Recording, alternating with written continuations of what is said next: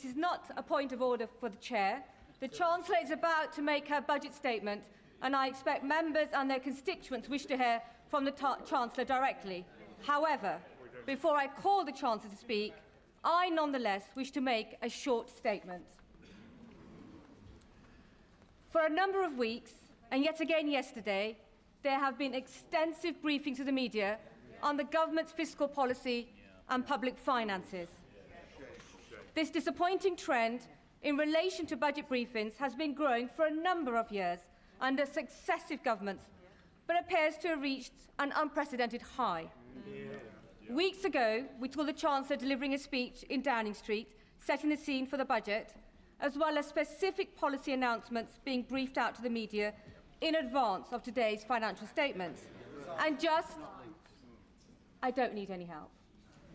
And just a moment ago, it seems the OBR analysis has also appeared online.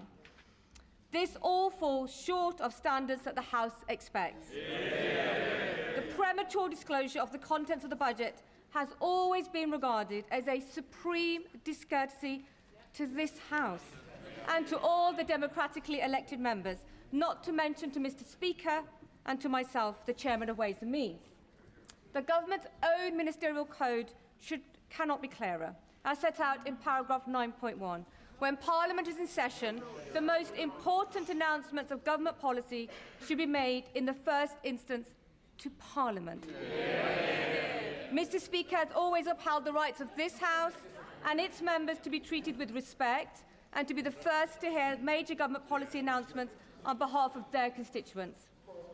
As Chairman of Ways and Means, I have responsibility to oversee the House's consideration of the budget statement and the ensuing resolutions, which are described in Erskine May paragraph 36-33 as the most important business of Ways and Means in this House. I want honourable members on all sides of the House to have adequate opportunity to hold the Chancellor to account, rather than hear and read about new policies on a daily basis in the media. And like many, I also expected better. Before I call the Chancellor of the Exchequer, I remind honourable members that copies of the budget resolutions will be available to them from the vote office in members' lobby at the end of the Chancellor's statement and online. Shh.